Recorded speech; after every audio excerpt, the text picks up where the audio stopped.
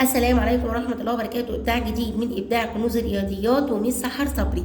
النهارده هناخد إزاي تحل أي مسألة في جدول الضرب بسهولة جدا وبدون حفظ، ومش هطول عليكم، بس يا ريت لو عجبكم فعلا الإبداع ده ما تنسوش الاشتراك في القناة وعمل مشاركة للفيديو واللايك عشان يوصل لكل حبايبي الحلوين.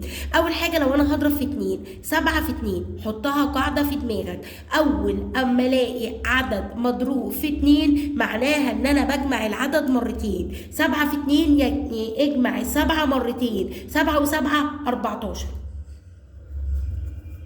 ماشي. طيب 6 في 4، أول لما ألاقي عدد مضروب في 6 والعدد ده زوجي، الستة مضروبة في عدد زوجي، نزل العدد، نزل الأربعة وجيب نصها. يبقى 6 لما تكون مضروبة في عدد زوجي أنزل العدد وأجيب نصه. طيب 5 في 6 برضو في جدول 5 القاعدة بتقول لما الخمسة تكون مضروبة في عدد زوجي، دايما الأعداد الزوجية في جدول 5 أحدها بصفر، وهات نص الستة 3. يبقى الخمسة لما تكون مضروبة في عدد زوجي، أي عدد زوجي في جدول 5 أحاده بصفر وهات نصه. 7 في 8 هنا هنستخدم استراتيجية بقية العشرة. أول لما ألاقي الأعداد الكبيرة 7 في 8 8 في 9 7 في 7، كل ده ممكن أستخدم فيه استراتيجية بقية العشرة. إيه استراتيجية بقية العشرة؟ إن أنا باجي أشوف التمانية فاضل لها قد إيه عشان توصل ل10. 2 تكتب الاتنين عند الرقم التاني، والسبعة فاضل لها قد ايه عشان توصل لل10؟ فاضل لها 3، اكتب ال3 عند الرقم التاني اللي قصاده. بعد كده بضرب الرقمين دول في بعض، 2 في 3 ب6. بعد كده اطرح لا اما 8 من 3 لا اما الاتنين، يعني لا اما دي لا اما دي. اطرح 2 من 7 لا اما اطرح 3 من 8. طبعا 2 من 7 يبقى 5.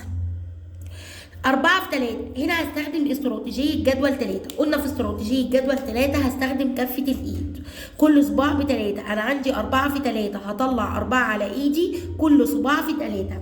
لما تعد الأربع صوابع هتلاقيهم ب12. 5 في 7 احنا فوق قلنا لما الخمسة تكون مضروبة في عدد زوجي دايما الآحاد بيبقى صفر وهات نص الستة.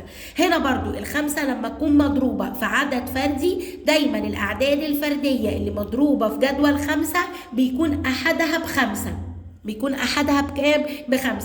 ونقص 1 من السبعة بقت 6، هات نص الستة 3.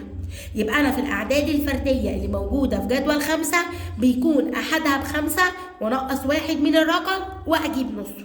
طيب 8 في 9 هنا ممكن استخدم استراتيجية بقية العشرة وممكن استخدم استراتيجية الواحد. أول لما ألاقي ال9 مضروبة في أي عدد أنقص 1 من العدد.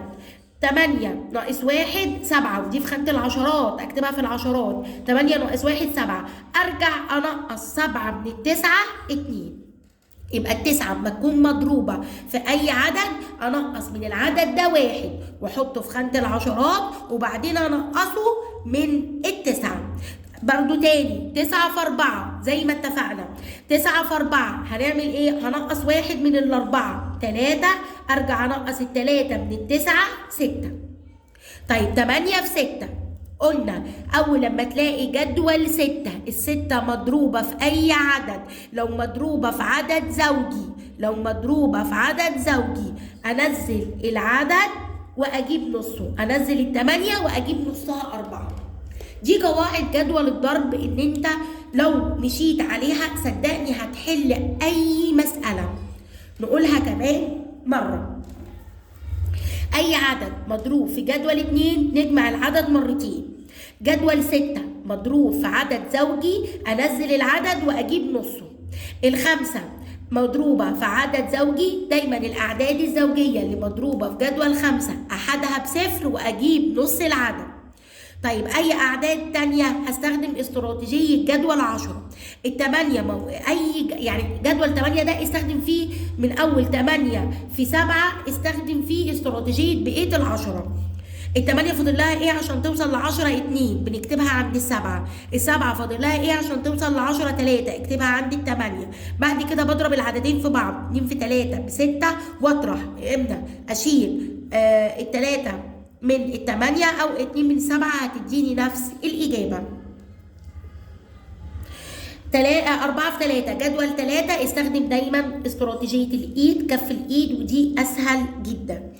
5 في 7 لما يكون الخمسة مضروبة في أعداد فردية، دايما الأعداد الفردية أحدها ب5 نقص 1 من العدد الفردي وهات نصه.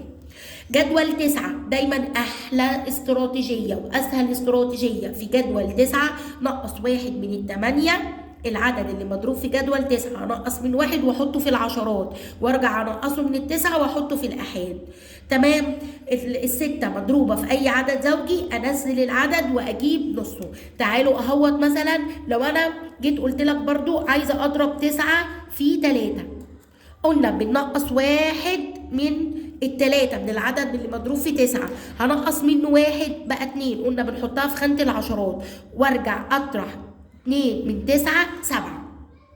برضو في استراتيجية كمان، مثلا عايزة اضرب 8 في 8، قلنا هنستخدم استراتيجية بقية العشرة. ال8 فاضل لها ايه عشان توصل ل10؟ 2. 8 فاضل لها ايه عشان توصل ل10؟ 2. هنضربهم في بعض، 2 في 2 ب4، اطرح شيل 2 من 8 6. شفتوا استراتيجية بقية العشرة؟ ودي ممكن تستخدمها على فكرة في أي جدول، في أي جدول ممكن أستخدم استراتيجية العشرة.